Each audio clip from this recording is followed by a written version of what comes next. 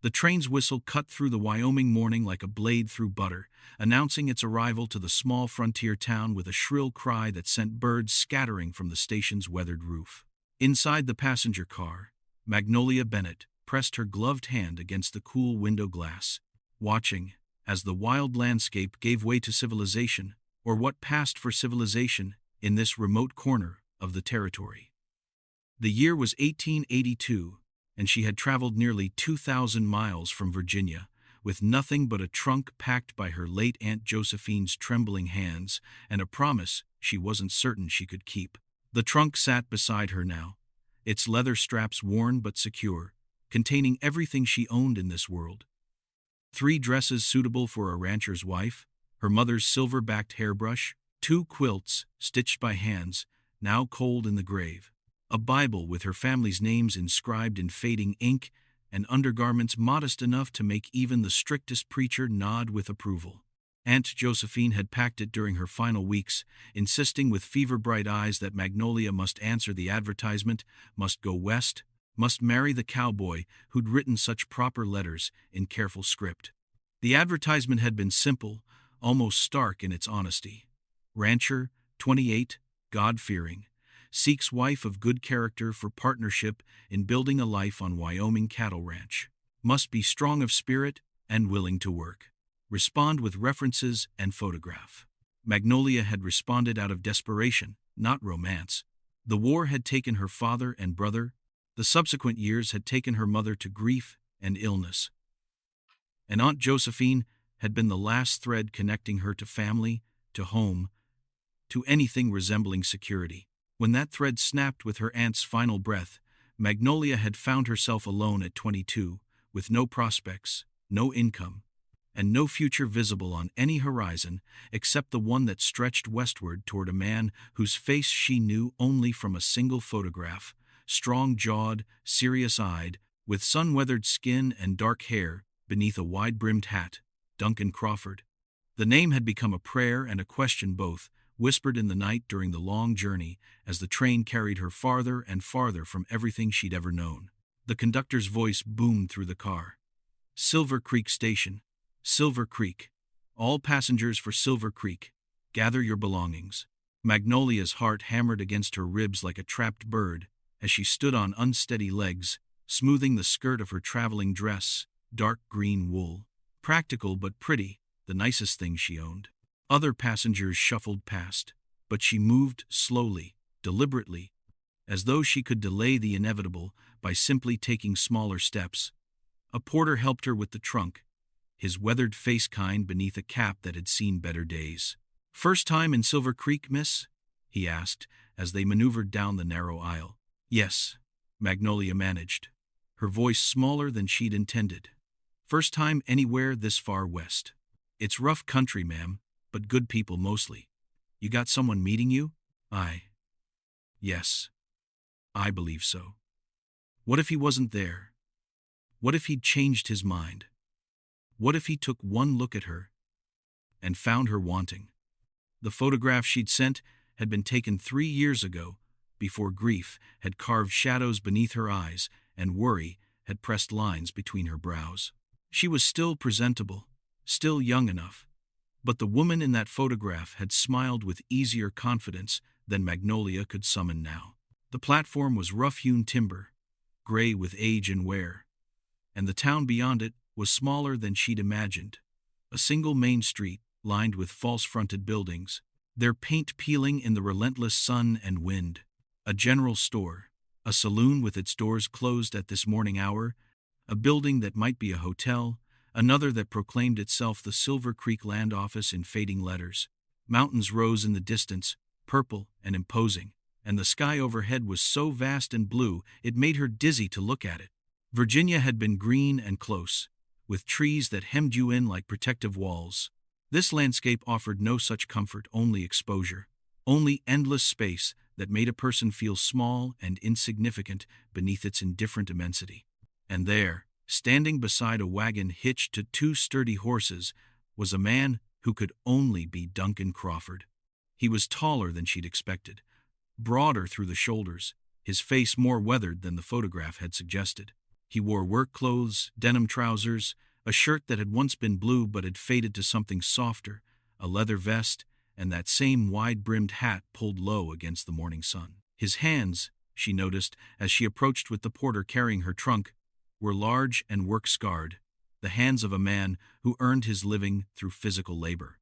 He removed his hat when he saw her, revealing dark hair that needed cutting and eyes that were cautious, assessing, but not unkind. "Miss Bennett?" His voice was deeper than she'd imagined, roughened by wind and weather, and perhaps disuse, as though he wasn't accustomed to much conversation. "Yes, Mr. Crawford?" It was a foolish question, of course it was him, but her tongue felt thick and clumsy in her mouth. "Yes, ma'am. Welcome to Silver Creek." He gestured to the porter, who set the trunk in the wagon bed with a thump that sounded final, conclusive, like a door closing on her old life. Duncan pulled out a worn leather wallet and paid the man, then turned back to Magnolia with an awkwardness that mirrored her own. The trip was. It was all right? Not too difficult? It was long, Magnolia said honestly, because she was too tired for elaborate lies. "Yes." He nodded, turning the hat in his hands, his fingers working the brim like a man working through a difficult problem. "Yes, you are." A silence stretched between them. Not quite comfortable, but not entirely hostile either. The silence of two strangers trying to figure out how to bridge an impossible gap with inadequate words. Finally, Duncan cleared his throat. "I thought we'd go see Pastor Wendell first. He and his wife, Harriet. They're expecting you. You'll be staying with them in town." Magnolia blinked, confused. "Staying with them? But I thought," the letters said. She stopped, heat flooding her cheeks at what she'd nearly said aloud on a public platform. Duncan's expression softened slightly, and for the first time, she saw something that might become kindness in his eyes. "I know what the letters said, Miss Bennett, but I've been thinking on it considerable during your travel time. You've come a long way to marry a man you've never met, based on nothing but a few letters and a photograph. That doesn't sit right with me, not when I think on it proper. So I arranged for you to stay with the pastor and his wife. They're good people. You'll be comfortable there, and it'll give us time to—" The relief that flooded through Magnolia was so intense it nearly buckled her knees. She'd been bracing herself for an immediate wedding, for being carried off to a remote ranch with this stranger, for enduring whatever intimacies marriage demanded with a man whose voice she'd just heard for the first time. "That's, Mr. Crawford, that's very thoughtful. Just seems right," he said gruffly, settling his hat back on his head. "Come on, then. Let's get you settled before the sun gets too high." He helped her into the wagon with a hand that was gentle despite its roughness, then climbed up beside her and took the reins. The horses started forward at his command, their hooves clopping against the packed dirt of the main street. As they rode through town, Duncan pointed out landmarks with brief comments. "That's Henderson's general store. Mrs. Henderson runs it mostly, since her husband took sick last winter. Good place for fabric and such. That's the Silver Creek Saloon. You'll want to avoid that area after dark, though the town's peaceful enough mostly. That building there, the white one, that's the church. Pastor Wendell preaches Sundays and Wednesdays."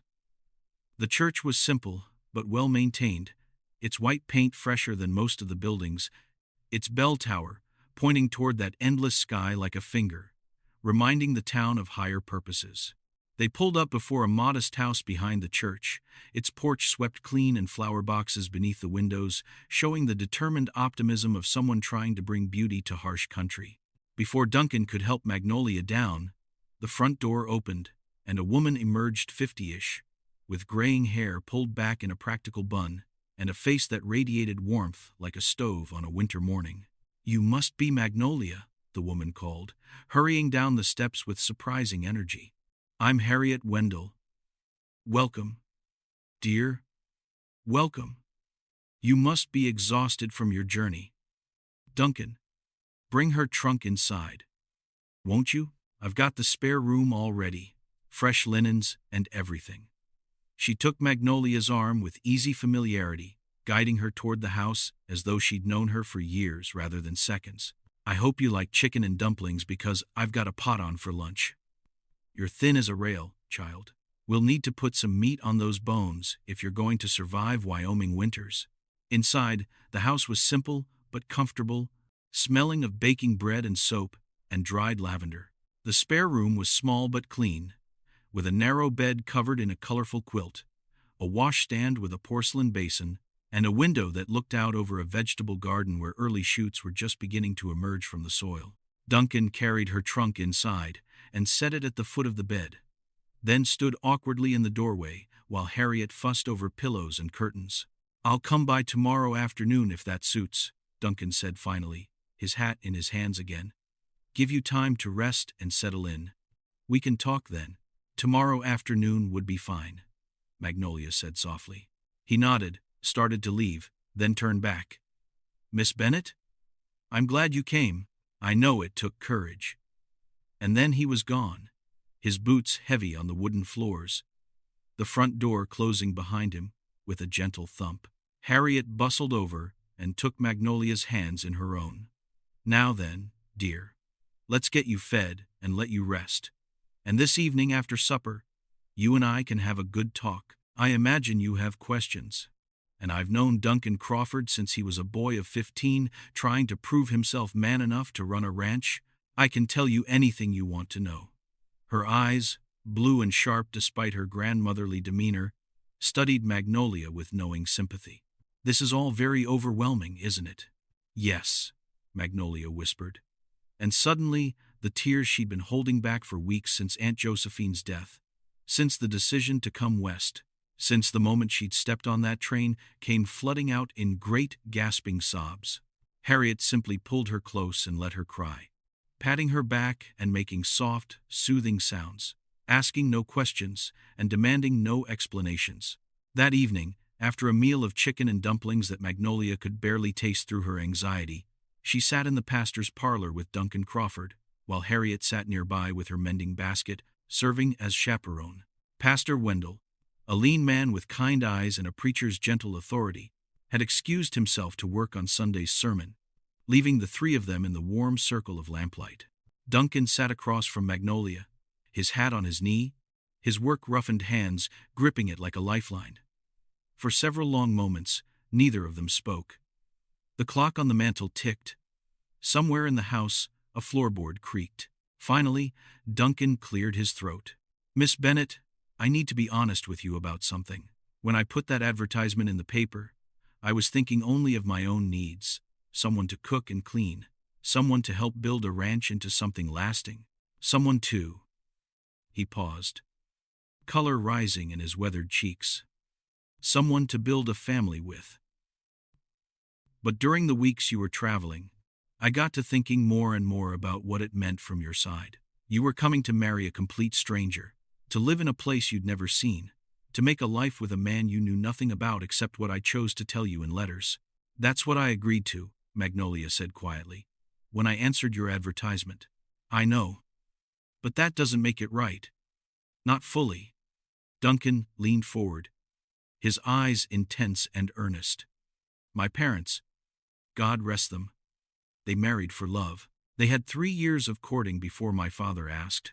And my mother told me once that she knew his character like she knew her own before she said yes. They had 15 good years before the fever took them. And I remember how they were together partners. Friends, not just two people yoked together by necessity." He paused, seeming to struggle for words. "I want that, Miss Bennett. I don't want a wife who comes to me out of duty or desperation, or because she has no other choice.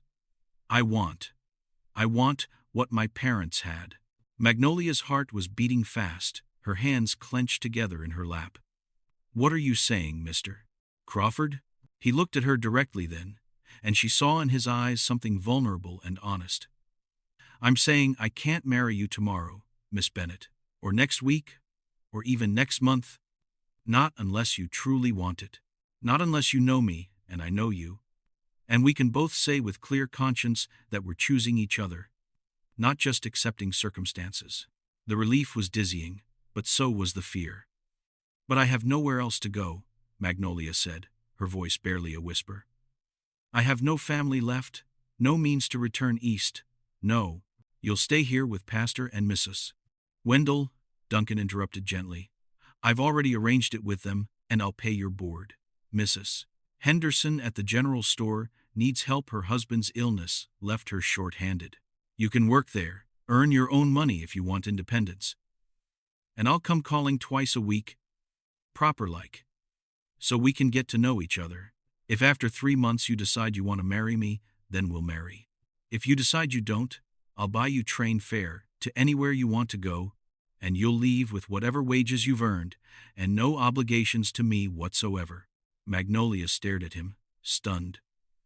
"You would do that? You would pay my way for 3 months, and then let me leave if I chose?" "I would, I will." Duncan's jaw was set with determination. "Because I don't want a wife who feels trapped.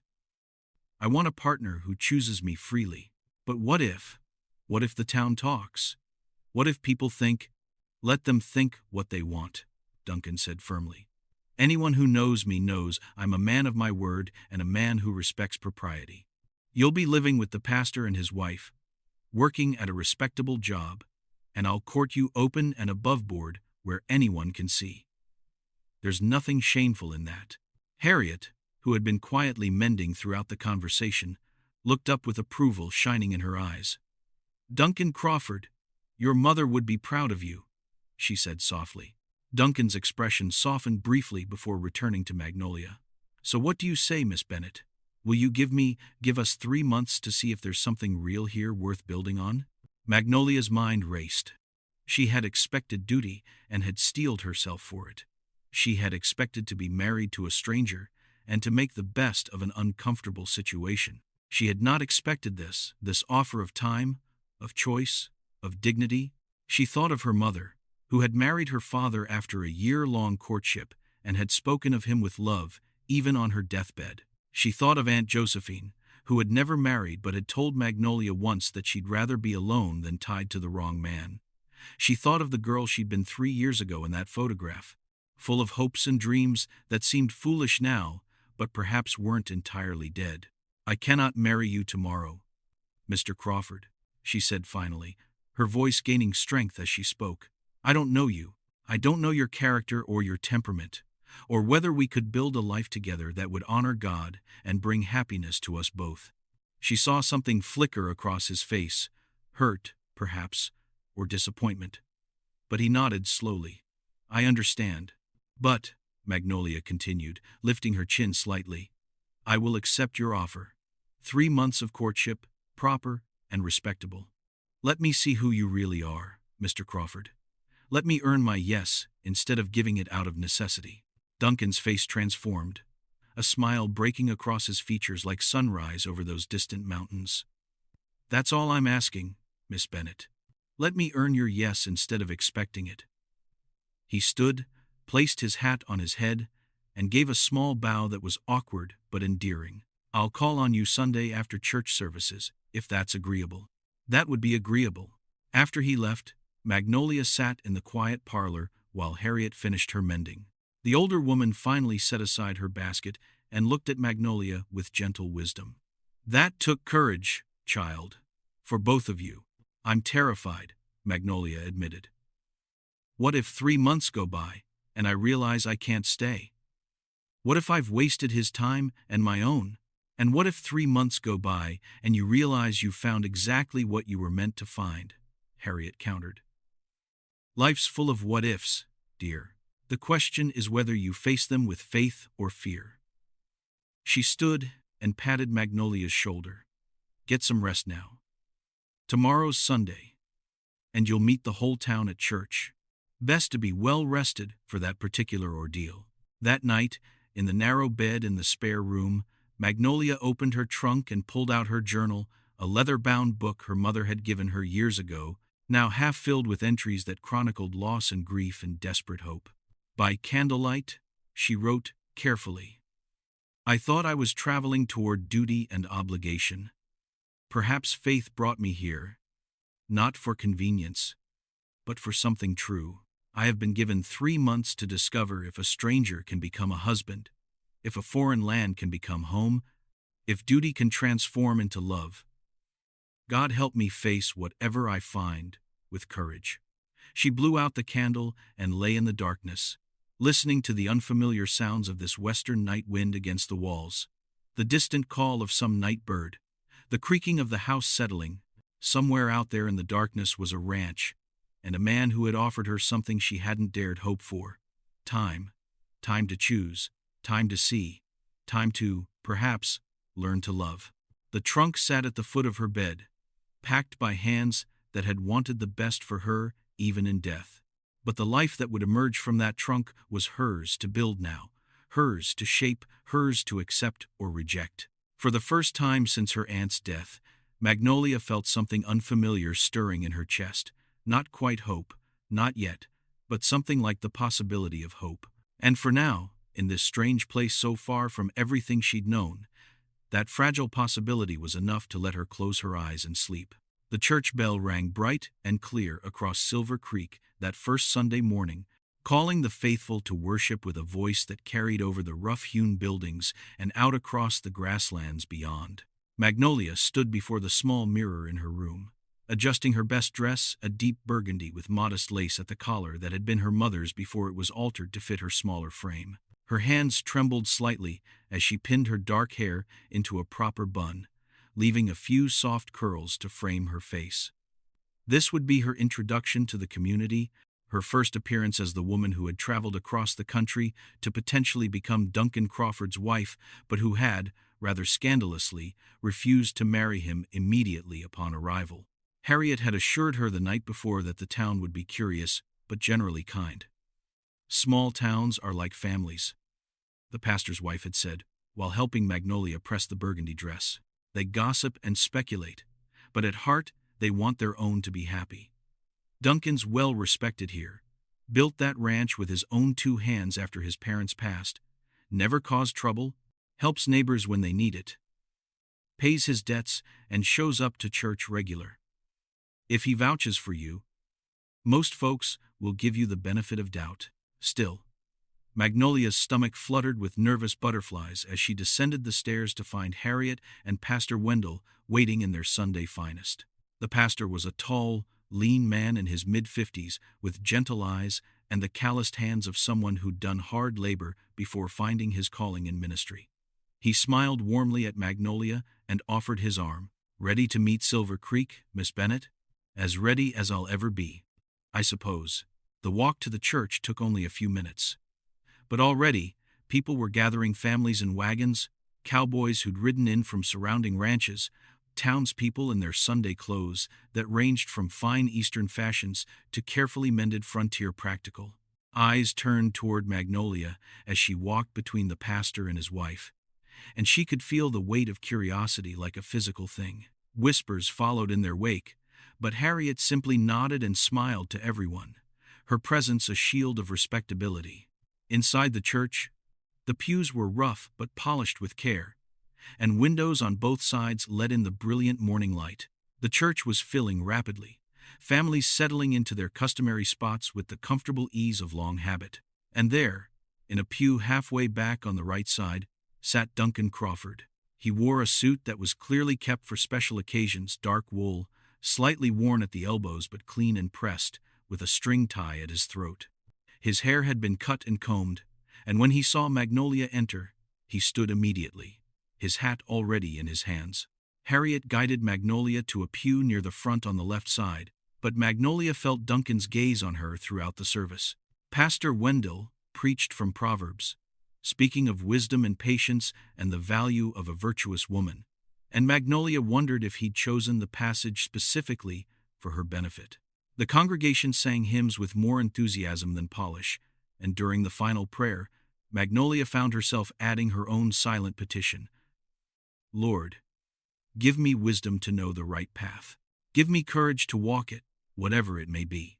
After the service, the congregation spilled out into the sunshine, and Magnolia found herself immediately surrounded by curious but friendly townspeople. "Mrs. Henderson, from the general store, was a stout woman with sharp eyes and a warmer smile than Magnolia had expected. "So, you're the young lady who's going to help me at the store? Duncan said you might be willing. Can you cipher? I need someone who can manage the accounts. My eyes aren't what they used to be." "Yes, ma'am. I kept the household accounts back in Virginia." "Good, good. Come by tomorrow morning early, and we'll get you started. Pays not much, but it's honest work." An older rancher, with a weathered face and kind eyes, introduced himself as Harold Brennan. "Duncan's a good neighbor, miss. Helped us when we had that fire 2 years back. Wouldn't take a penny for his labor." "You could do worse than that, young man." A widow named Beatrice Holbrook, elegant despite her plain black dress, studied Magnolia with interest. "It's good to have another educated woman in town, dear. We have a small library in the church basement, mostly donated books, but some good ones. You're welcome to borrow any time." Through all these introductions, Duncan hung back, watching but not interfering. Finally, when the crowd had thinned somewhat, he approached with his hat in his hands, his Sunday suit making him look both more formal and somehow more vulnerable than he'd appeared in his work clothes.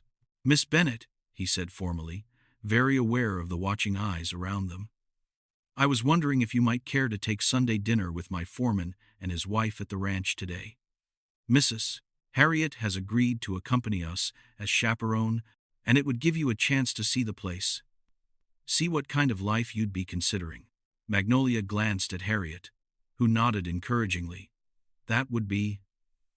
I'll bring the wagon around." The ride to the Crawford ranch took nearly an hour, the wagon following a rutted road that wound through grasslands where cattle grazed in small clusters, their brands marking them as Duncan's stock. Harriet kept up a steady stream of conversation about the town, its history, and its people, which eased some of the awkwardness.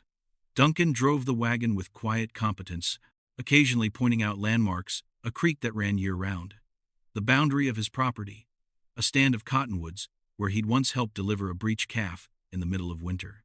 The ranch itself sat in a valley with hills rising on 3 sides, offering some shelter from the relentless wind. The main house was modest log construction with a stone chimney, a covered porch, and shuttered windows that spoke of harsh winters. Nearby stood a barn, a bunkhouse, several corrals, and various outbuildings in good repair. Everything was well maintained, but clearly built for function rather than beauty. Still, there was something solid about it, something enduring that spoke of a man who built to last. A couple emerged from the bunkhouse as the wagon approached a weathered man of perhaps 45 and a stout woman with flour on her hands who wiped them on her apron as she smiled. Duncan made introductions. "This is Pete Sullivan, my foreman, and his wife Margaret. They've been with me going on 6 years now. Pete, Margaret, this is Miss Magnolia Bennett." Margaret stepped forward immediately, her smile genuine and warm. "Welcome, Miss Bennett. I've got a roast in the oven and biscuits ready. You must be hungry after that service. Pastor does go on when he gets wound up, bless him."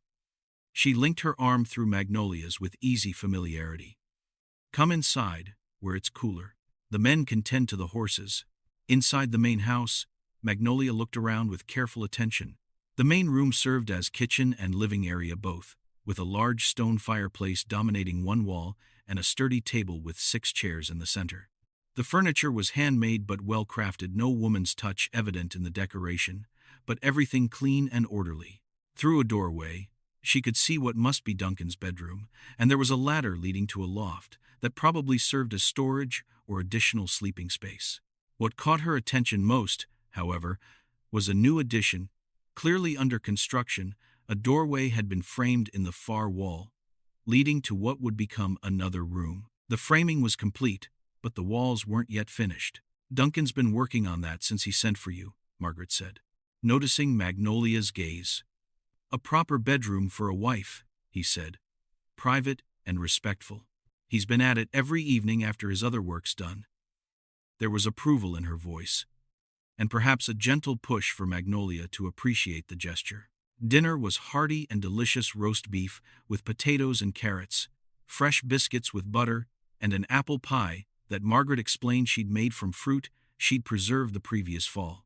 The conversation was easy, with Pete and Margaret asking Magnolia polite questions about her journey and her life in Virginia, while Duncan mostly listened, his eyes studying her as though trying to memorize every expression, every gesture. After the meal, Duncan asked if Magnolia would like to see the ranch properly. With Harriet accompanying them at a discreet distance, they walked through the property while Duncan explained his operation. He ran about 300 head of cattle, sold beef to the Army fort 40 miles north, and occasionally dealt in horses. He employed Pete full-time and hired additional hands during roundup and branding season. His voice changed when he talked about the ranch becoming more animated, more confident, as though this land and these animals were the vocabulary in which he could most clearly express himself.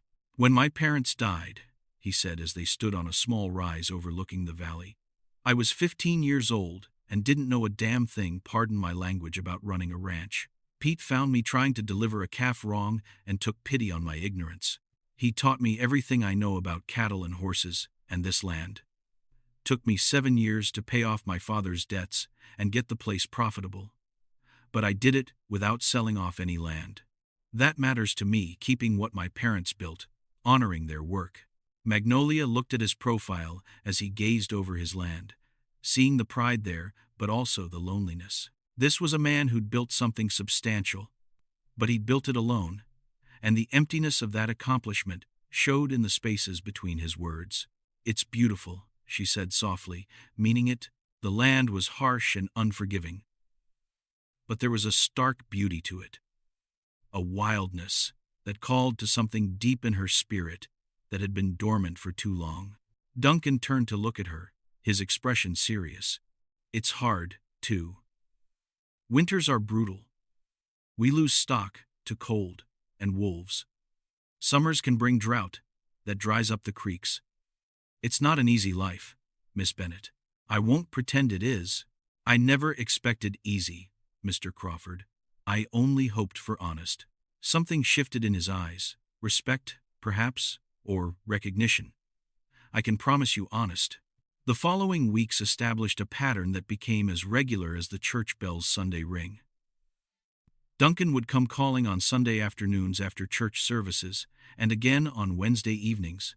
They would sit in Pastor Wendell's parlor with Harriet, always nearby with her mending, acting as chaperone while giving them enough privacy to speak freely. Duncan brought small gifts, not expensive things that might be improper, but thoughtful tokens that showed he was paying attention.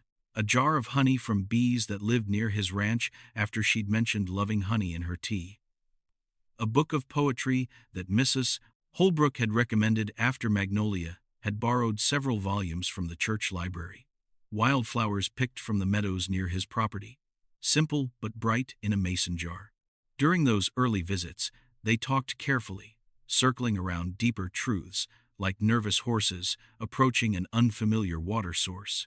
Duncan told her about building the ranch, about his parents' death from fever when he was still half a boy, about learning to be a man through necessity and failure. Magnolia spoke of Virginia, of losing her family piece by piece to war and illness and grief, of her aunt's final months and the decision to answer his advertisement. "I won't lie and say I came here for noble reasons," Magnolia said during their third visit, her hands folded in her lap. "I came because I was desperate and alone, and saw no other path forward."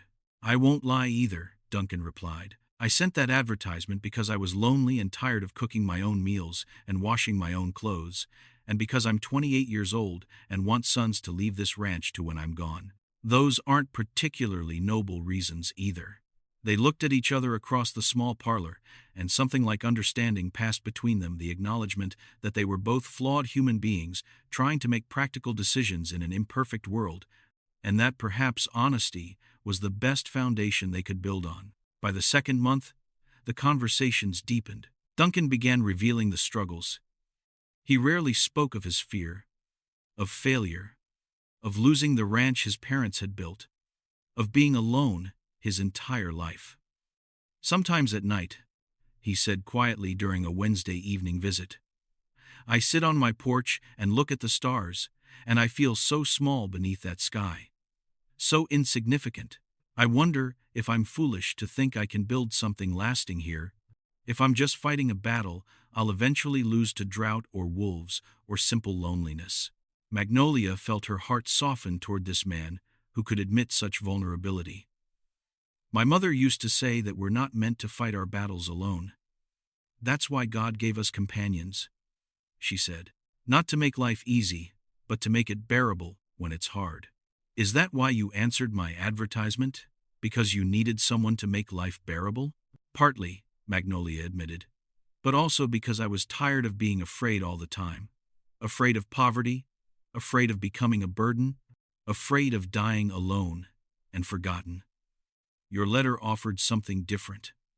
Not comfort, exactly, but purpose. The chance to build, instead of just survive. Duncan leaned forward in his chair, his elbows on his knees, his eyes intense on her face. And now? After these weeks of knowing me better? Do you still think we could build something together? Magnolia didn't answer immediately. She thought about the man who'd emerged through these careful conversations, hardworking, honest, capable of tenderness despite his rough exterior, faithful in his attendance at church and in his treatment of her. She thought about the ranch, about Margaret's warm welcome, about Pete's respect for his employer. She thought about the room Duncan was building, the privacy and dignity that gesture represented. I think, she said carefully, that I no longer feel afraid when I think about staying. I'm not certain yet, I won't pretend I am. But the fear is less than it was. Duncan smiled, and it transformed his weathered face. That's progress, Miss Bennett. I'll take progress. Harriet, who'd been quietly mending throughout the exchange, looked up with knowing eyes, but said nothing. Simply smiled to herself and returned to her needlework. By the third month, Duncan had begun calling Magnolia by her first name, and she'd begun calling him Duncan instead of Mr. Crawford. The formality between them had eroded gradually, worn away by hours of conversation and growing familiarity. He taught her to ride the gentle mare named Clementine, leading her on easy trails around the countryside, while pointing out landmarks and telling stories about the land. She'd shown him the journal she kept, reading him passages about her mother and father that she'd never shared with anyone else. One Sunday afternoon, they sat on the porch of the pastor's house while Harriet visited a sick congregant, enjoying the warm spring air and watching clouds drift across that endless sky. Duncan had been quiet for a long time, his hands working a piece of leather he was braiding into a bracelet. Simple work that kept his fingers busy while his mind worked through something difficult. Finally, he set the leather aside and turned to face Magnolia directly. I need to tell you something, and it might change how you see me. Magnolia's heart quickened, but she kept her voice steady. All right. Before I sent that advertisement, there was a woman, Emily Thornton. She was the schoolteacher here in town, about 3 years back. She was educated and pretty and refined, everything I thought a wife should be. I courted her for 6 months, proper as could be, and I thought we were heading toward marriage. He paused, his jaw working. But she left. Went back east without a word to me, just a note left with Mrs.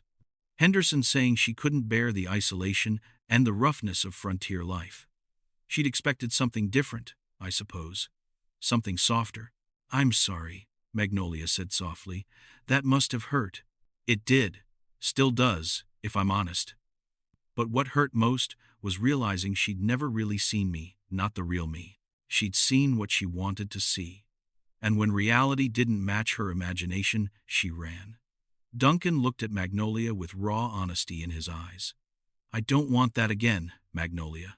I don't want you to say yes, and then wake up one morning and realize you've made a terrible mistake. That's why I insisted on this time. On this courtship, I need to know that if you choose me, you're choosing the real man, not some version you've imagined. Magnolia reached out and took his work-roughened hand in her smaller one, feeling the calluses and scars that told stories of hard labor and harder lessons. I see you, Duncan Crawford. I see a man who works until his hands bleed to keep a promise to dead parents. I see a man who treats his employees like family and his horse with kindness. I see a man who goes to church not because it's expected, but because he genuinely believes, I see a man who had every right to expect immediate obedience from a desperate woman, but who chose to offer respect and time instead. She squeezed his hand. I see you, and what I see, I'm beginning to love. The words hung in the air between them, stunning them both with their sudden weight. Magnolia hadn't meant to say that last part, it had slipped out, unbidden but true. Duncan stared at her, his expression transforming from surprise to wonder to something that looked like joy breaking through storm clouds. Magnolia Bennett, he said slowly, carefully, as though the words were precious and fragile, would you do me the honor of becoming my wife? She'd known this moment was coming. They were approaching the end of their agreed-upon 3 months, and the question had been hovering between them for weeks. But now that it had arrived, now that she had to give her answer, she found that all her carefully prepared considerations had vanished, replaced by something simpler and more profound. She wanted to say yes, not out of desperation or duty, but out of genuine desire to build a life with this flawed, honest, lonely man who'd given her the greatest gift anyone had ever given her, the freedom to choose. Yes, she said, her voice clear and steady. Yes, Duncan Crawford, I will marry you. He stood so abruptly, his chair scraped against the porch boards, and for a moment, she thought he might sweep her into an embrace right there, in full view of anyone who might pass. But he caught himself, remembering propriety, and instead took both her hands in his and raised them to his lips, pressing a kiss to her knuckles that was both chaste and full of promise. We'll do it right, he said, his voice rough with emotion. A proper wedding in the church with the whole town there. Pastor Wendell can perform the ceremony. We'll set the date for a month from now, give you time to have a proper dress made if you want. Give me time to finish that addition to the house. I want everything to be right for you, Magnolia. I want you to have no regrets. I have no regrets, she assured him. Only anticipation. That evening, she wrote in her journal by lamplight, in her small room. I came west in a trunk packed by another's hands, expecting duty and obligation. Instead, I found a man who offered me time and respect and the space to discover my own heart. Today I said yes, not because I had to, but because I wanted to. Not to a stranger, but to a man I'm beginning to know and truly love. 3 months ago, I was terrified. Tonight, I am hopeful. Perhaps that is the greatest gift of all, the transformation of fear into hope, of obligation into choice, of survival into life. The next Sunday after church, Duncan announced their engagement to the congregation, and Silver Creek erupted in congratulations and good wishes. Mrs. Henderson hugged Magnolia with surprising strength. I knew it, she crowed. I told Harold you'd say yes. That Duncan's a good man, and you're a sensible girl. Margaret Sullivan wept happy tears and promised to help with the wedding preparations. Beatrice Holbrook offered her own wedding dress, carefully preserved, if Magnolia wished to alter it, rather than making one from scratch. Harriet glowed with satisfaction, clearly pleased that her chaperoning duties had resulted in such a satisfactory outcome.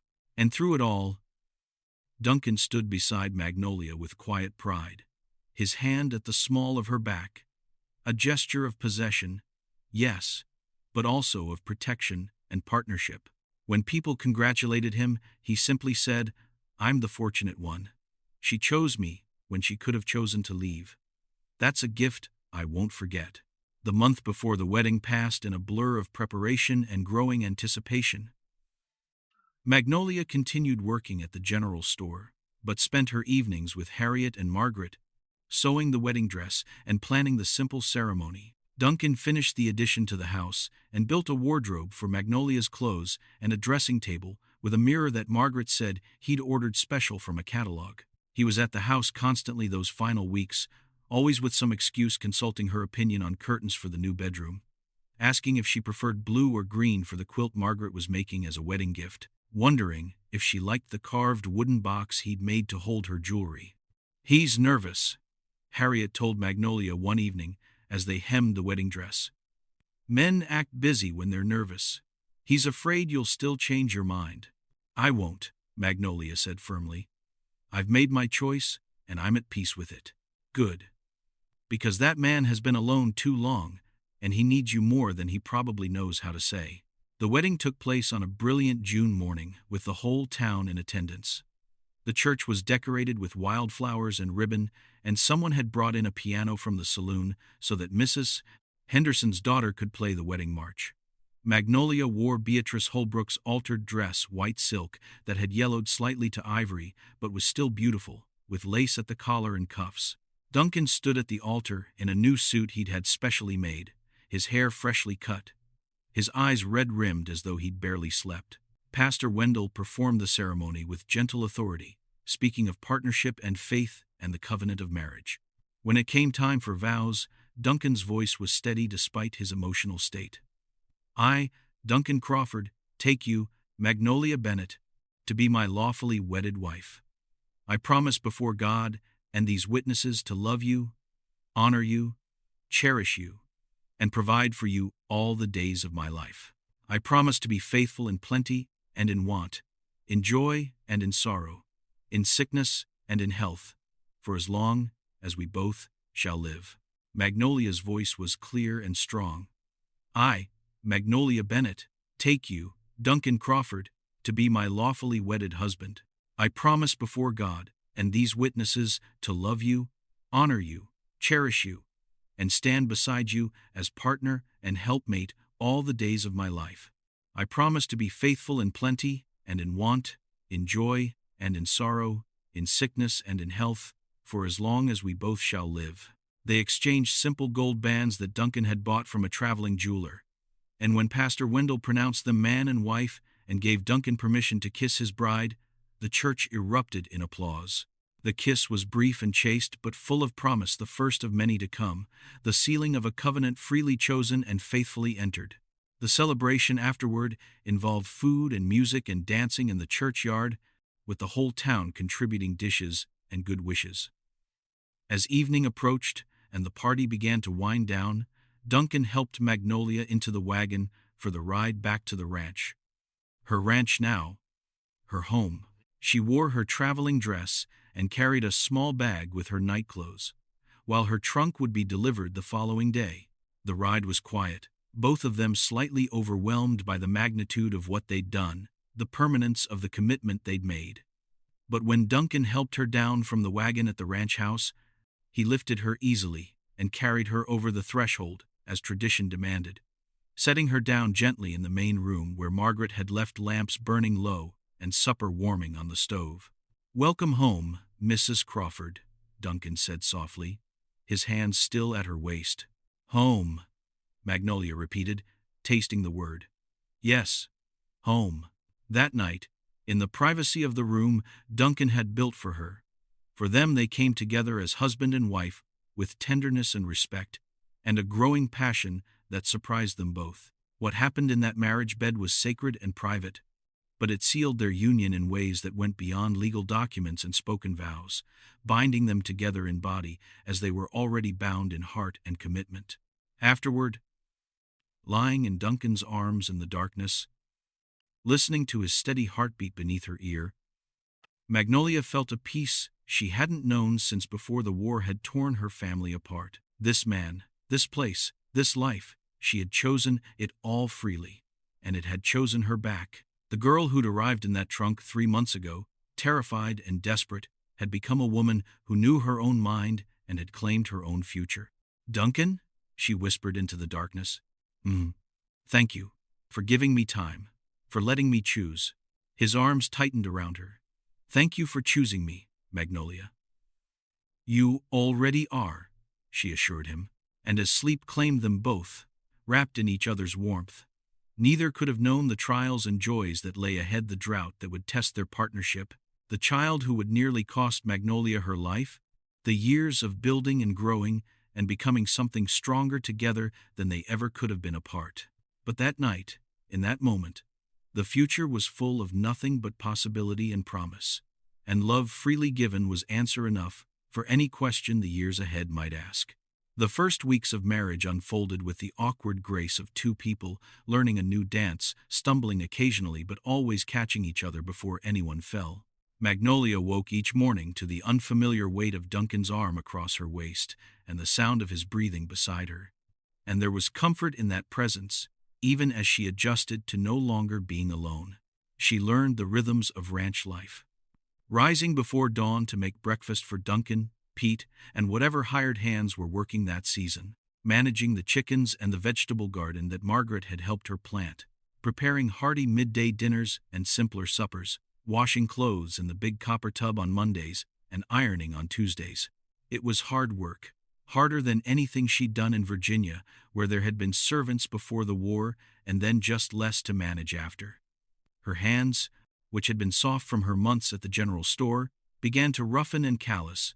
Her back ached from hauling water and kneading bread and scrubbing floors. But there was satisfaction in it, too, in seeing Duncan's face light up when he came in from the range to find a hot meal waiting, in watching vegetables she'd planted emerge from the soil, in hearing Pete and the hired men thank her genuinely for biscuits that reminded them of their mother's cooking. Duncan, for his part, was learning to share his space and his life. He'd lived alone for so long that he sometimes forgot to talk about his day until Magnolia asked directly. And he had habits formed from years of bachelorhood that occasionally grated, leaving muddy boots by the door, forgetting to hang up his coat, working until full dark, and coming home too exhausted for conversation. But he was trying, genuinely trying. And Magnolia could see the effort even when the execution was imperfect. Marriage is two people teaching each other how to be married. Harriet had told Magnolia during one of their occasional visits to town. You'll both make mistakes. The trick is forgiving them and learning from them instead of letting them fester into resentment. By their third month of marriage, they'd found their groove. Duncan had learned to tell Magnolia when he'd be late, so she wouldn't worry or let food go cold. Magnolia had learned that Duncan needed an hour of quiet when he first came home from a hard day, time to transition from ranch boss to husband, and that he was more talkative in the evenings after supper when he'd had time to decompress. They'd established evening routines, Duncan reading from scripture while Magnolia mended clothes, conversations about the ranch and the town, and their slowly forming hopes for the future, and then bed where their physical intimacy grew more comfortable and more passionate as they learned each other's bodies and preferences. It was during one of those quiet evenings in late autumn that Duncan first spoke aloud about children. They'd been married 4 months, and Magnolia's courses had come with their usual regularity, bringing private disappointment she hadn't yet voiced. Duncan set aside the ranch ledger he'd been reviewing and looked at Magnolia, who was darning one of his work socks by lamplight. "Do you think about it?" he asked without preamble. "About having children?" Magnolia's needle paused. "Every day," she admitted softly. "I wonder if something's wrong with me. If perhaps I'm barren." 4 months isn't so long, Duncan said, though his voice carried disappointment too. "My mother told me once that she and my father tried for 2 years before I came along. Sometimes these things take time. I hope that's all it is. Time." Magnolia set down her mending and looked at her husband. "I want to give you sons, Duncan. Daughters too. I want this house, full of children and noise and life. I want to build the family you dreamed of when you sent that advertisement." Duncan crossed to where she sat and knelt beside her chair, taking her hands in his. "We'll have children when God sees fit to bless us with them. Until then, we have each other, and that's enough for me. Don't carry this as a burden, Magnolia, please."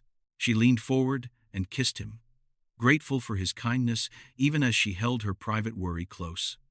They'd been given so much already: a good marriage, a prosperous ranch, health and strength and community. Surely children would follow in God's timing. She had to believe that. The alternative was too bitter to contemplate.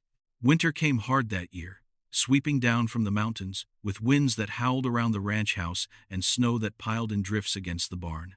Duncan and Pete worked brutally long hours, moving cattle to sheltered valleys and breaking ice on water sources, coming home each evening looking like frozen statues that Magnolia had to thaw with hot coffee and warmer fires. The hired hands had been let go until spring, leaving just the 4 of them, Duncan, Pete, Margaret, and Magnolia, to keep the ranch running through the brutal months.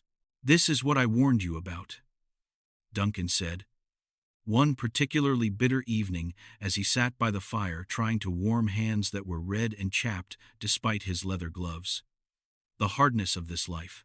I'm still here," Magnolia pointed out, bringing him a bowl of stew, and sitting beside him on the floor, her own hands wrapped around a cup of tea. "And I'll still be here when spring comes."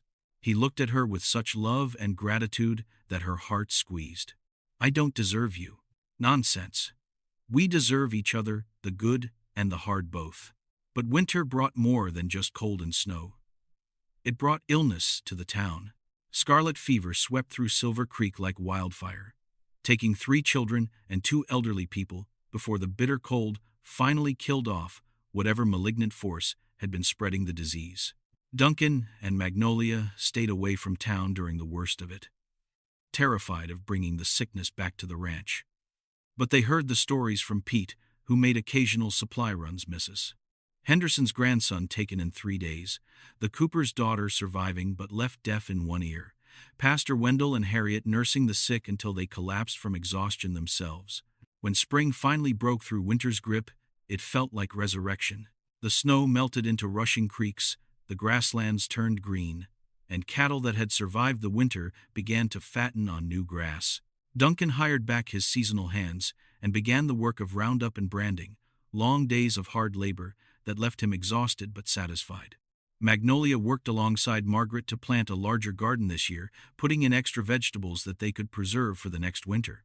And then, in late April, Magnolia's courses didn't come.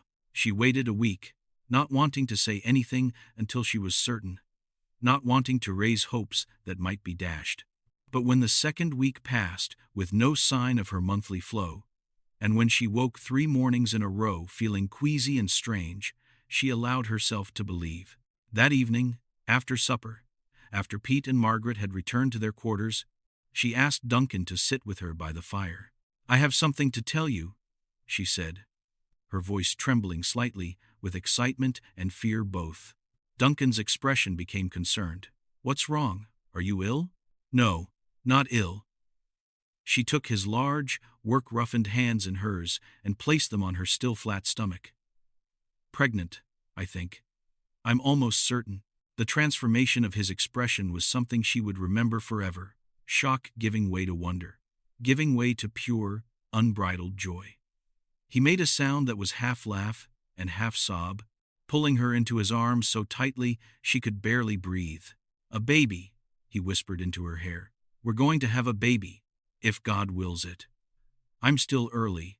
Things could go wrong." "Nothing will go wrong," Duncan said with fierce certainty, as though he could will it to be true through sheer force of belief. "We'll take every precaution.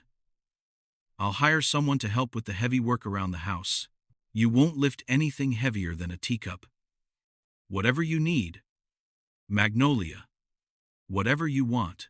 I need you to stop worrying and trust that I'll be fine," she interrupted gently. "Women have been having babies since Eve, and most of them survive it just fine. I'm strong, and I'll be careful, but I won't become an invalid for 9 months."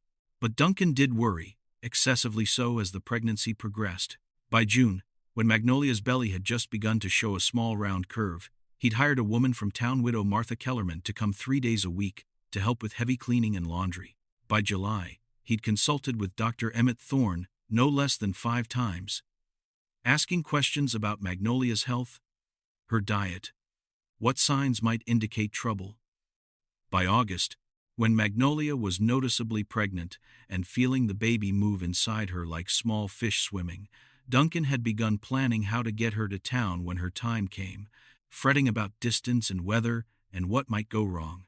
"You'll worry yourself into an early grave," Magnolia told him one evening as they sat on the porch watching the sunset paint the mountains purple and gold. "I'm healthy. The baby's active. Dr. Thorne says everything looks good." "Dr. Thorne also said childbirth is the most dangerous thing a woman can do," Duncan replied darkly. "That frontier medicine isn't sophisticated, that things can go wrong quickly. That, Duncan," she took his hand and placed it on her belly where the baby was currently doing acrobatics. "Feel that?" That's our child, strong and healthy. Have faith." He was quiet for a long moment. His hands splayed across her swollen stomach, feeling the movements of the life they'd created together. "I can't lose you," he finally said, his voice rough with emotion. "I survived 15 years alone before you came. But I can't go back to that now. You've become the center of everything, Magnolia. You and this baby, you're my whole world. You won't lose me," she promised, though in her secret heart she knew it was a promise no woman could truly make when facing childbirth. Too many women died bringing life into the world. Too many babies never drew their first breath. But she pushed those dark thoughts away and chose faith instead, faith that God, who had brought her this far, wouldn't abandon her now. Faith that her strong body would do what women's bodies had been designed to do. Faith that she would hold her baby in her arms and watch Duncan become the father she knew he was meant to be. Autumn arrived with cooler temperatures and the hard work of harvest. Magnolia, now 7 months pregnant and moving with the careful waddle of a woman whose center of gravity had shifted dramatically, spent her days preserving vegetables, canning fruits, and preparing for winter. But this winter would be different. This winter would bring new life instead of just survival. They'd prepared a cradle that Duncan had carved himself, working on it evening after evening with patient care, creating something beautiful from rough wood. Margaret had sewn tiny gowns and blankets. Harriet had contributed diapers and a small quilt. The community, hearing of the impending birth, had rallied with gifts and advice and the promise of help when Magnolia's time came. But as autumn turned to winter and Magnolia entered her 8th month, the weather began to worry everyone. The almanac predicted a harsh winter, with heavy snows starting early. Dr. Thorne suggested that Magnolia move to town for the final month of her pregnancy, staying with Pastor Wendell and Harriet, where medical help would be immediately available if needed. "Absolutely not," Magnolia said firmly when Duncan proposed the idea. "This baby will be born in our home, Duncan. Our home. With you beside me. But if something goes wrong, then we'll deal with it. Together." She softened her tone, reaching up to touch his worried face. "I need you with me when our child is born. Not waiting anxiously in town while I labor alone. We'll take precautions. We'll make sure Dr. Thorne knows to come at first sign. We'll have Margaret here to help. We'll prepare everything we can. But I won't leave our home to have our baby. Please don't ask me to." Duncan agreed reluctantly, extracting promises that she would send for the doctor at the very first sign of labor, that she would do exactly as Dr. Thorne instructed, that she would tell him immediately if she felt anything wrong. And so they settled in to wait through November and into December, watching the sky anxiously for signs of the predicted storms, hoping the baby would come before the weather turned truly dangerous. Magnolia's due date, as best as Dr. Thorne could calculate, was sometime in the first week of December. She made it to the second week with no sign of labor, growing increasingly uncomfortable, unable to sleep well, with the baby pressing against her lungs and ribs, waddling instead of walking, her back aching constantly. And then, on a bitter cold morning in the 3rd week of December, she woke before dawn with a cramping pain low in her belly that made her gasp. Duncan was awake immediately. "What's wrong?" I think it might be time," Magnolia whispered, another cramp stealing her breath. "I'll get Pete to ride for the doctor," Duncan said. "Already moving. Margaret will come help. Just breathe, Magnolia. Everything will be fine." But even as he spoke, they both heard it, the howl of wind around the house, the distinctive whisper of snow against the windows. Duncan went to look outside and returned with dread in his eyes. "Blizzard," he said flatly. "Pete can't ride to town in this. He'd freeze or get lost before he made it halfway." Magnolia felt fear clutch at her heart, but she forced it away. "Then we do this ourselves. Women have been birthing babies without doctors for thousands of years. We'll be fine." "I don't know anything about delivering a baby," Duncan said, and there was real panic in his voice now. "I've helped," came Margaret's voice from the doorway. She'd heard the commotion and come from the bunkhouse, wrapped in a heavy shawl, snow already coating her shoulders. "I've assisted with 3 births back in Missouri before Pete and I came west. and I've helped Pete deliver difficult calves more times than I can count. It's not the same, I know, but the principles are similar enough. We can do this, Mr. Crawford, but I'll need your help. And so began the longest day of Duncan Crawford's life. The blizzard raged outside, piling snow against the house and making it impossible to see more than a few feet beyond the windows. Inside, Magnolia labored for hours that stretched into infinity. Margaret directed Duncan with calm authority. Bring more water, heat it, tear these sheets into strips.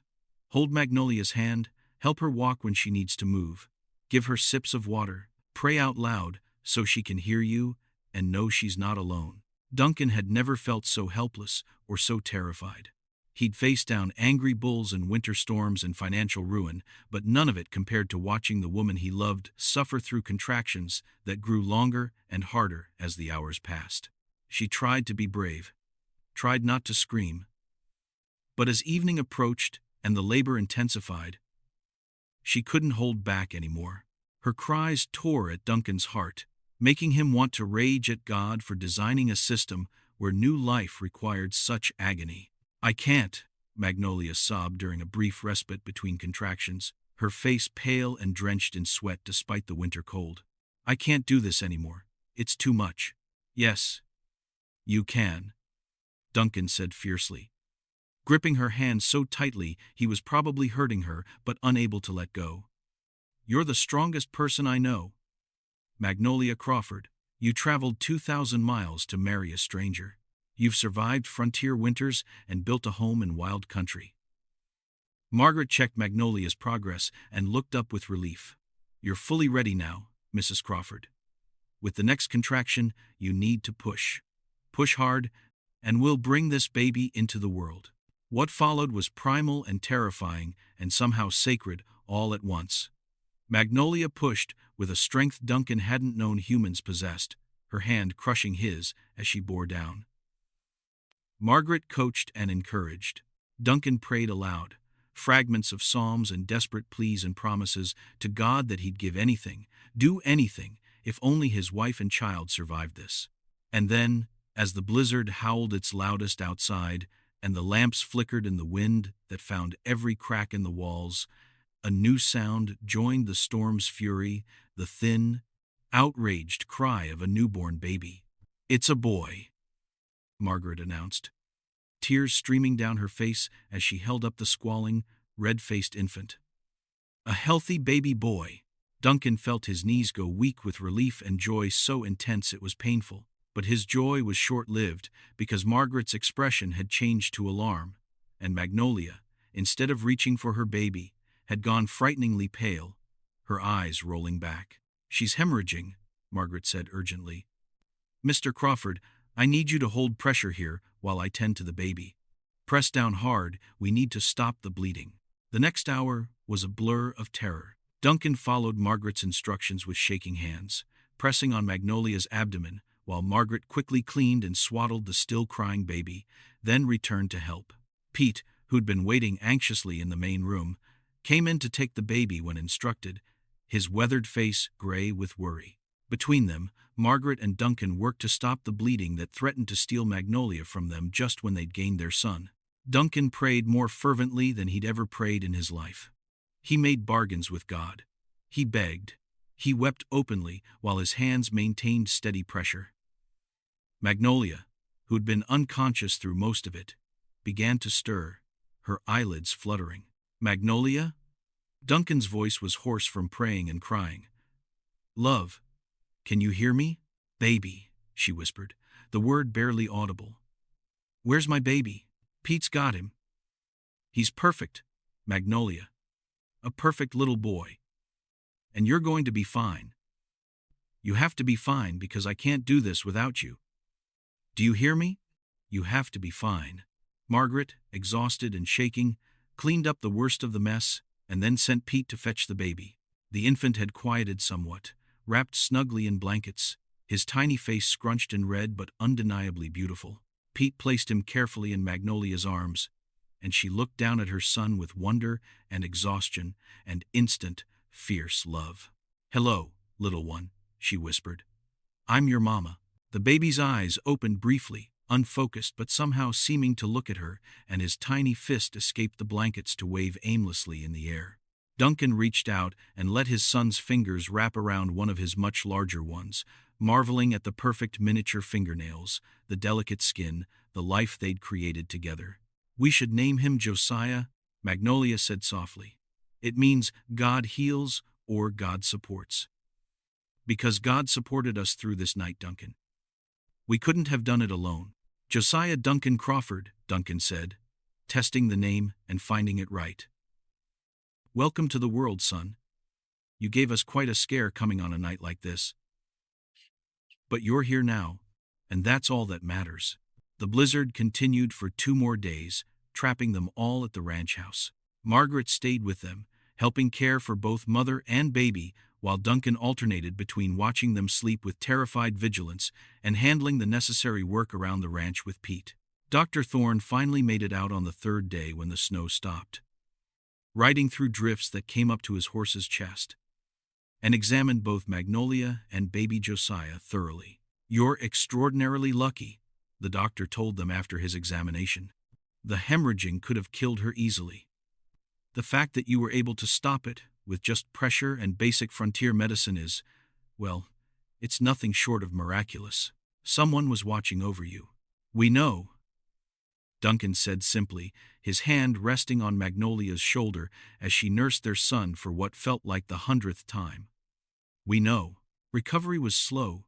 Magnolia remained weak for weeks, her body depleted from blood loss and the trauma of childbirth. Duncan barely left her side those first weeks, bringing her meals in bed, helping her to the necessary, sitting with her while she nursed Josiah, taking the baby when he fussed so she could sleep.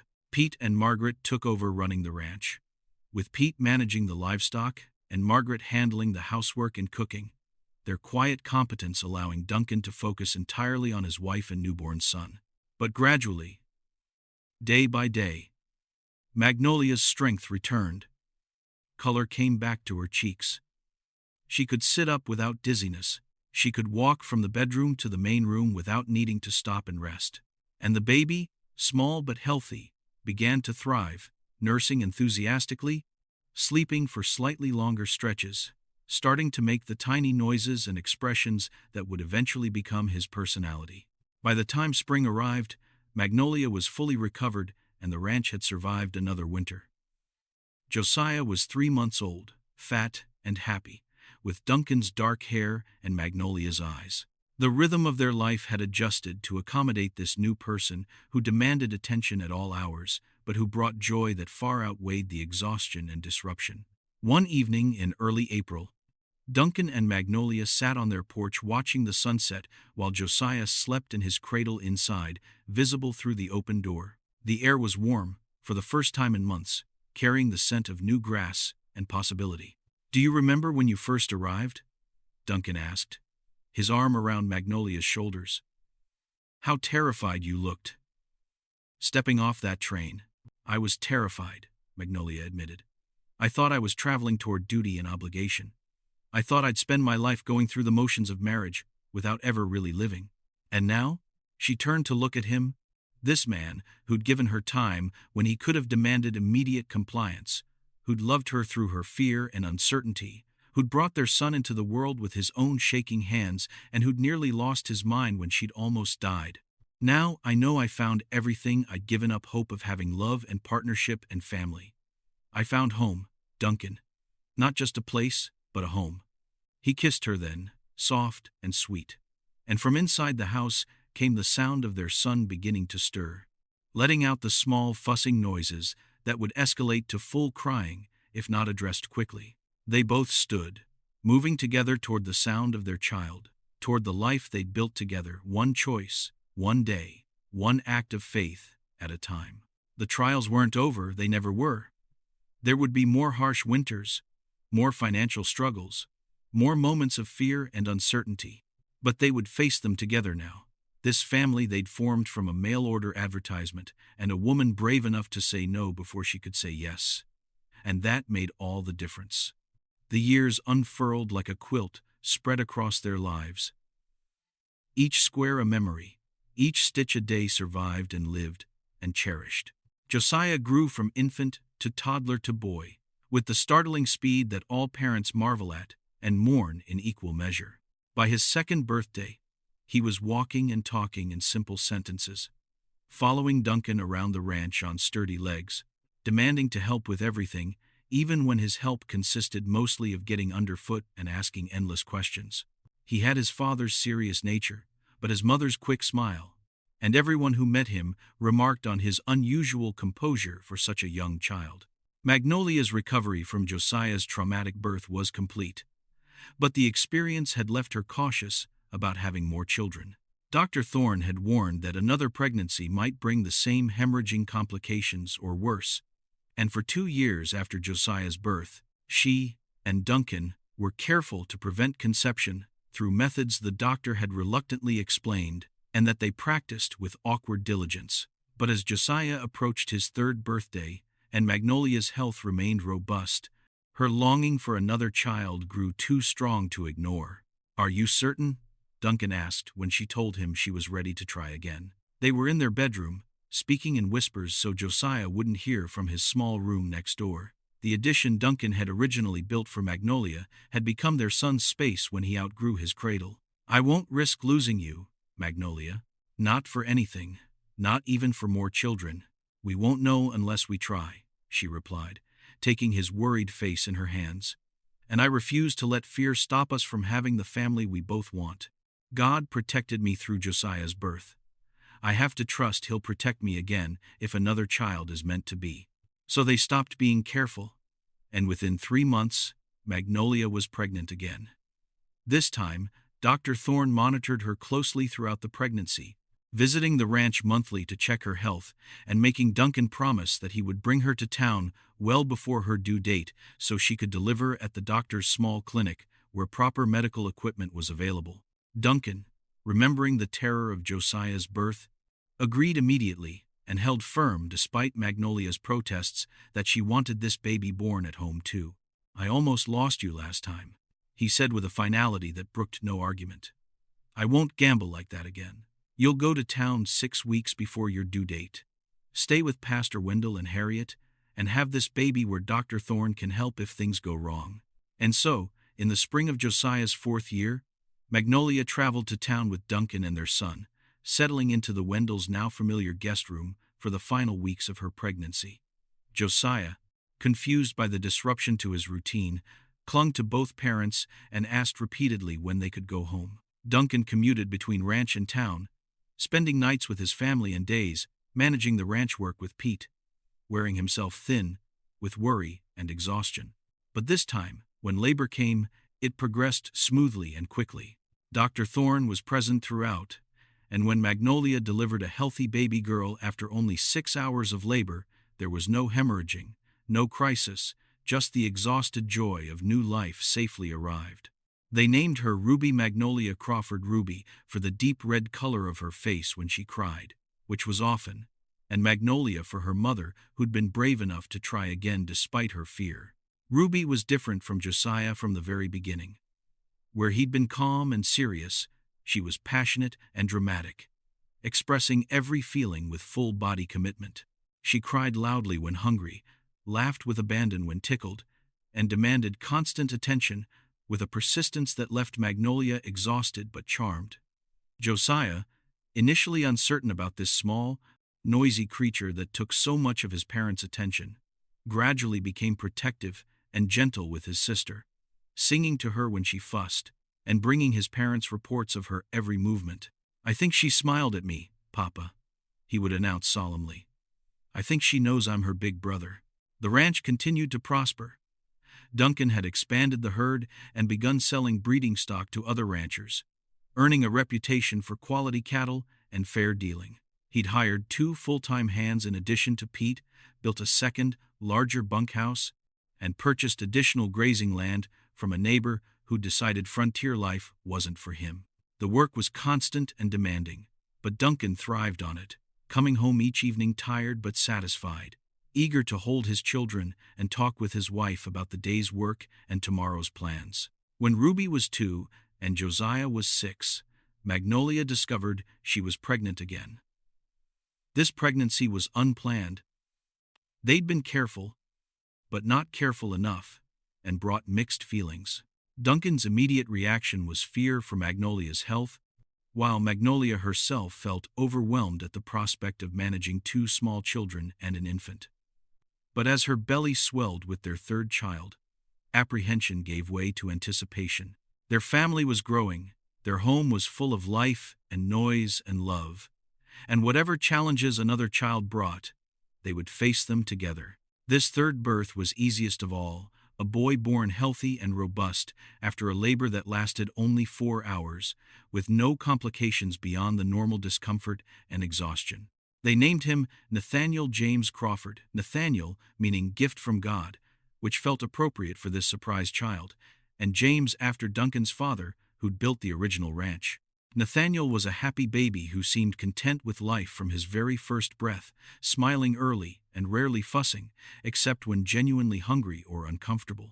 The house that had once seemed adequate for Duncan alone now burst at the seams with family. Duncan built another addition, a larger bedroom for Josiah and Nathaniel to share, with plans to add a separate room for Ruby when she was older. The main room became a playspace littered with toys. Duncan carved from wood and dolls, Margaret sewed from fabric scraps. The porch became a gathering place where the family sat on summer evenings, Duncan reading aloud from books, while Magnolia nursed the baby, and Josiah and Ruby played at their feet. The children grew, as children do, each developing distinct personalities that kept their parents constantly surprised. Josiah at 8 was responsible and serious, helping with ranch chores and learning to ride properly, reading every book he could get his hands on, and asking questions about everything from why grass grew to why stars shone. Ruby at 5 was wildly imaginative, making up elaborate stories and playing dress-up with whatever fabric she could convince her mother to part with, singing constantly in a voice that was surprisingly melodic for such a young child. Nathaniel at 3 was adventurous and mischievous, getting into everything he shouldn't and charming his way out of punishment with his sunny smile and genuine contrition. "We've been blessed," Magnolia told Duncan one night as they lay in bed, listening to the sounds of their sleeping children. Nathaniel's soft snores, Ruby's sleep-talking, Josiah's steady breathing. 3 healthy children, a prosperous ranch, our health, each other. "We've been blessed beyond what I ever thought possible." "We have," Duncan agreed, pulling her closer. "Sometimes I think back to that day you arrived, how I stood at that train station terrified. You'd take one look at me, and get back on the train, and leave. I never imagined we'd build all this, not just the ranch, but the family, the life. You gave me everything I'd hoped for, and so much more I didn't even know to hope for." But even as they counted their blessings, trouble was gathering on the horizon. The spring, when Josiah turned 12, brought a drought unlike anything the territory had seen in 20 years. The rains that usually came in March failed to arrive. April passed with barely a sprinkle.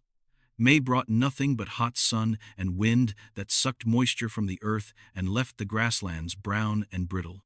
The creek that ran through Duncan's property slowed to a trickle, and then to scattered pools that grew smaller each day. Duncan and Pete moved cattle to areas where water still existed, consolidated herds, made increasingly difficult decisions about which animals to sell and which to try to keep alive through the drought. Other ranchers faced the same crisis, and the market became flooded, with cattle people were desperate to sell, driving prices down to nearly nothing. Duncan came home each night, grim and exhausted, the worry lines around his eyes deepening as the drought stretched from weeks into months. "We can't sustain this much longer," he told Magnolia one night in the privacy of their bedroom, his voice rough with exhaustion and fear. "I've sold half the herd at prices that barely covered the cost of raising them. The remaining cattle are getting thin, there's not enough grass, and hauling water from the Anderson property costs more each week than we're making. If the rains don't come soon, I'll have to sell off more land just to keep us afloat." Magnolia listened with a heavy heart. She knew what the ranch meant to Duncan. It was his parents' legacy, his identity, his pride. To lose any part of it would wound him deeply. "What about borrowing?" she suggested. "Taking a loan to get us through until the rains come? I won't put the ranch in debt." Duncan said firmly. My father nearly lost everything to debt before I was born, and I swore I'd never go down that road. I'd rather sell land than risk losing it all to a bank. Then we sell land if we must, Magnolia said, taking his hand. And we hold on to what we can and rebuild when the rains come. We've survived worse. Duncan, we'll survive this too. But as June became July with no rain, survival required sacrifices Magnolia hadn't anticipated. She'd saved her mother's pearl necklace and matching earrings, the only valuable jewelry she owned, precious not for their monetary worth, but for the memories they carried. One night, after tucking the children into bed, she brought the jewelry box to Duncan, where he sat at the table, reviewing accounts that wouldn't balance no matter how he calculated. Sell these, she said quietly, placing the box in front of him. Duncan opened it and then immediately tried to hand it back. No, absolutely not. These were your mother's, Magnolia. They're all you have left of her. I have my memories of her. That's what matters. Magnolia pushed the box back toward him. And I'd rather have this ranch and this family than a necklace I never wear. The pearls can buy feed for the cattle. They can buy us time. They can help us survive until the rains come. Duncan looked at his wife with such love and gratitude it took his breath away. She'd already given him so much: her life, her strength, 3 children, partnership through every trial. And now she was willing to sacrifice even this small treasure from her past for their future. I've never been more certain of anything. And so, Duncan sold the pearls to a jeweler in the nearest city, traveling 3 days by train to get a fair price, and used the money to buy, feed, and secure water rights from a neighbor who had more spring flow than he needed. It wasn't enough to solve all their problems, but it bought them time, and time was what they needed. The community, seeing each other's struggles, began to band together. Those ranchers with better water access shared with those in dire need. Townspeople organized to help where they could. Mrs. Henderson extended credit at the general store. The bank agreed to defer loan payments for 6 months for those affected by the drought, and church gatherings became opportunities to share resources and information about who had what and who needed what. Duncan, proud and independent by nature, struggled with accepting help. But Magnolia reminded him gently that they'd helped others in their time of need. Pete and Margaret when Pete had been injured 2 years back. The Hendersons when Mr. Henderson's illness had left them struggling. Countless small acts of neighborly support that were part of living in a close community. This is what neighbors do, she told him. They help each other through hard times. There's no shame in it, only in refusing help when it's offered. And so, Duncan accepted water access from Harold Brennan's property. He accepted deferred payment on supplies from Mrs. Henderson. He accepted help from church members who organized a workday to help move his cattle to better grazing. And in accepting help, he learned humility he hadn't known he needed. Learned that strength wasn't just about standing alone, but also about knowing when to accept support. The rains finally came in late August, dramatic thunderstorms that swept across the territory, with lightning that split the sky and rain that fell in sheets. The children stood at the windows, watching in awe, while Magnolia and Duncan stood on the porch, letting the rain soak them, laughing and crying, both with relief so intense it was painful. The drought had lasted nearly 6 months, had cost them half their herd and a portion of their land, and Magnolia's precious pearls, but they had survived it. The ranch was still theirs, diminished but enduring. And they were still together, their family intact, their partnership strengthened rather than broken by the trial. The fall that followed was a time of recovery and rebuilding. Duncan used the late-season grazing to fatten what remained of his herd. He negotiated carefully to buy back some of the land he'd sold, knowing it would take years but determined to restore what had been lost. Magnolia worked alongside Margaret to preserve every vegetable from their garden, putting up jars and jars of food for the coming winter. Determined that her family would eat well even if times remained lean. And through it all, the children grew and learned and absorbed the lessons their parents were teaching without words, about perseverance and sacrifice, about community and humility, about facing trials with faith rather than despair. Josiah, now 12, took on more responsibility around the ranch, working alongside his father and Pete with a seriousness that made him seem older than his years. Ruby, 8 years old, helped her mother with the younger children and with household tasks, her natural cheerfulness a balm to everyone's drought-worn spirits.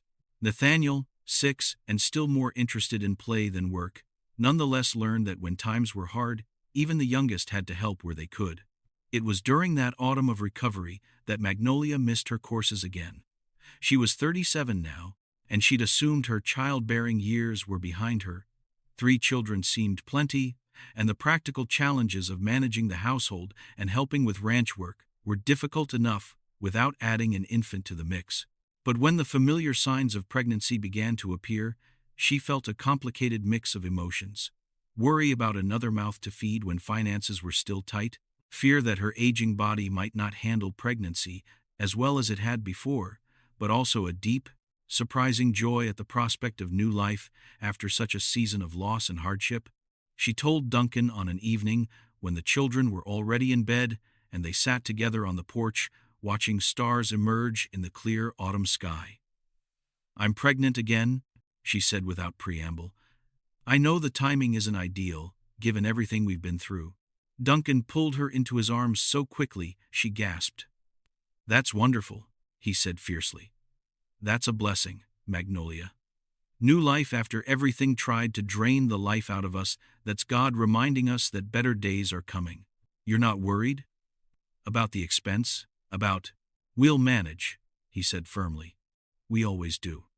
And this baby, our baby, will be part of the good that comes after the hard. You'll see." The pregnancy progressed smoothly, despite Magnolia's age. Dr. Thorne, now himself nearly 60 and moving more slowly than he once had, checked on her regularly and pronounced everything normal. At 37, she carried this pregnancy differently than her earlier ones, with more aches and pains, more exhaustion, but also with more confidence and less fear. She'd done this 3 times before. She knew what to expect, knew how to pace herself, knew that the discomfort was temporary, and the result worth every moment of difficulty. This baby was born at home in early spring, delivered by Dr. Thorne with Duncan beside her and Margaret assisting just as she had with Josiah's birth all those years ago. The labor was long but uncomplicated. And when the baby emerged, another girl, Magnolia, wept with relief and joy. They named her Hope Josephine Crawford Hope for obvious reasons, after the drought and trials they'd survived, and Josephine in memory of Magnolia's aunt who'd packed that trunk so many years ago and sent her west toward a future she couldn't have imagined. The children were fascinated by their new sister. Josiah, now 13 and hovering between boyhood and manhood, held baby Hope with careful reverence and declared himself her protector. Ruby, 9, and beginning to notice boys, even though her parents pretended not to notice her noticing, doted on the baby with maternal instinct beyond her years. Nathaniel, 7 and still rough around the edges, was surprisingly gentle with Hope, singing to her in his off-key voice and making her smile with his silly faces. The years that followed were years of steady recovery and growth. The ranch slowly returned to profitability as new cattle grew fat on grasslands, restored by regular rains. Duncan bought back all the land he'd sold and then purchased additional acreage from another neighbor who decided to retire and move to California. The herds grew. The family grew. The children advanced through childhood toward adolescence and beyond. Josiah, at 15, was tall and strong, working full days alongside his father and talking about his future, maybe taking over the ranch someday, or maybe studying agriculture at the new land-grant college that had opened in the territorial capital. Ruby, at 12, was blossoming into a beautiful young woman who kept her parents up at night, worrying about the boys who'd started noticing her, but whose fundamental good sense and strong values reassured them that she'd make wise choices. Nathaniel, at 10, was finally settling into responsibility, his mischievous energy channeled into learning horsemanship and working with cattle. And Hope, at 3, was the darling of the family, spoiled by her older siblings and parents both, but showing signs of a stubborn independence that suggested she wouldn't be spoiled for long. One Sunday after church, when Duncan was 43 and Magnolia 39, they were approached by a young woman who'd just arrived on the train from back east. She looked terrified, clutching a small bag and looking around the town with wide eyes that suggested she was reconsidering every decision that had brought her to this remote place. She was there to meet a rancher who'd advertised for a wife, and as she stood on that platform looking lost and afraid, Magnolia saw herself 15 years earlier. "Would you like to come to our home for a meal?" Magnolia asked gently, approaching the girl with Duncan beside her. "Just until you're ready to meet the gentleman who sent for you? Sometimes it helps to talk to someone who's been where you are." The girl, her name was Catherine, accepted gratefully. Over dinner at the ranch, surrounded by the noise and chaos of 4 children and the warmth of a home clearly full of love, Catherine listened to Magnolia's story. How she'd arrived, terrified and desperate. How Duncan had given her time to choose freely. How that choice had led to everything they'd built together, the ranch, the children, the partnership that had weathered every storm and grown stronger through each trial. "Don't be afraid to ask for time if you need it," Magnolia advised. "Don't be afraid to say no if something feels wrong. Real love is patient. Real love is worth waiting for. And faith will guide you through everything that follows." Catherine left their home with more confidence than she'd arrived with, and when she met her intended husband the next day, she asked for 3 months of courtship before making her decision. The rancher, influenced perhaps by Duncan Crawford's example all those years ago, agreed. That evening, as Duncan and Magnolia sat on their porch watching the sunset, a ritual that had become sacred over their years together, Duncan asked the question he'd asked many times before, but never tired of asking. "Do you ever regret that you said no that first day? That you made me wait and work to earn your yes?" Magnolia took his weathered, work-scarred hand in hers hands that had built a life for them, that had delivered their first son during a blizzard, that had held her through every trial and every triumph. "Never. You earned my yes, Duncan Crawford. You've earned it every day since, and I'd choose you again, every single time." From inside the house came the sound of their children, Josiah helping Hope with her letters, Ruby practicing a song at the piano Duncan had bought her last year, Nathaniel arguing with his siblings about something insignificant that seemed important to him. It was the sound of family, of life, of everything they'd built together, from a trunk packed by another's hands and a decision to give love time to grow. Duncan pulled Magnolia close, and they sat in comfortable silence as the sky turned from gold to purple to the deep blue of approaching night. The mountains rose in the distance, eternal and unchanging, while in the valley their ranch sprawled, buildings and corrals and cattle, all of it earned through sweat and sacrifice and years of choosing each other, choosing faith, choosing to build rather than simply survive. "Tell me the end of our story," Magnolia said softly, though she already knew it. It was a game they played sometimes, imagining their future. "There is no end," Duncan replied, as he always did. "Just more chapters. Josiah taking over the ranch someday. Bringing a wife home to raise our grandchildren in this house. Ruby marrying well to a man who deserves her and making music wherever she goes. Nathaniel finding his own path, whether it's here or somewhere else. Hope growing up strong and independent. Maybe becoming a teacher or a doctor or whatever women can become by the time she's grown. And you and me, gray-haired and wrinkled, sitting on this porch watching it all unfold, grateful for every day we've been given." "That's a good ending," Magnolia murmured. "It's not an ending. It's a forever after." Duncan kissed the top of her head.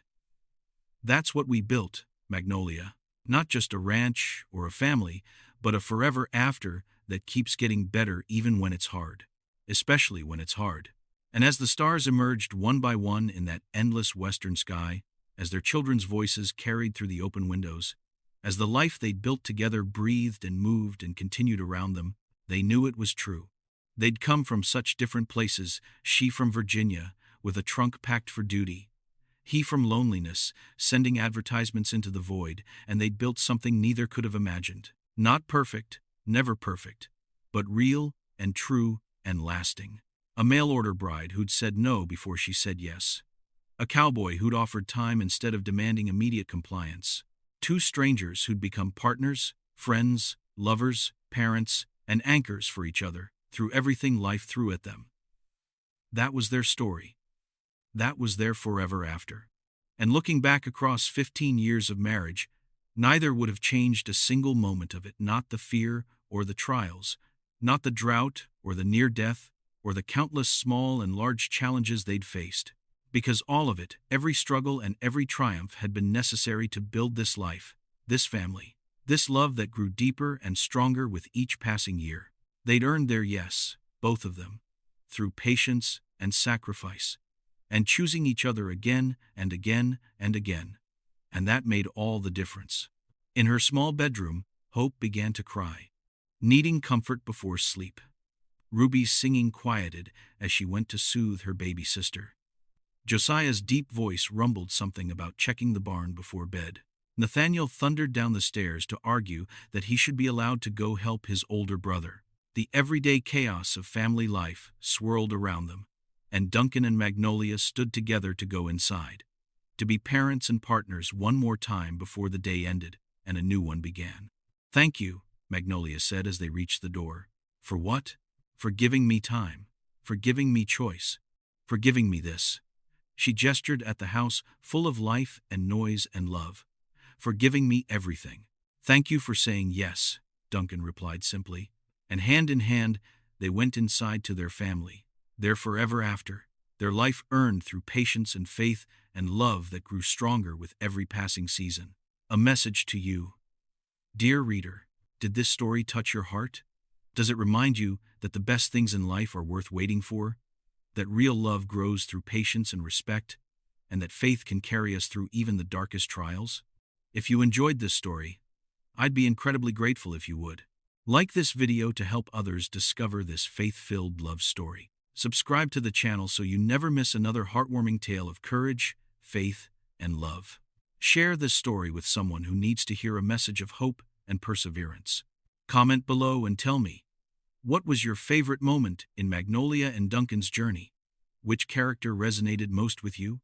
Your support helps me continue creating stories that celebrate timeless values, strong faith, and the kind of love that honors God and builds lasting families. Remember, like Magnolia and Duncan, the greatest blessings often come to those who are patient, who choose faith over fear, and who give love time to grow deep roots before expecting it to bear fruit. May your own story be filled with patience, faith, and a love that grows stronger with each passing season. God bless you, and thank you for being part of our storytelling community. Don't forget to hit that subscribe button and turn on notifications so you'll know when the next inspiring story is posted. Until then, may faith guide your path and love fill your home.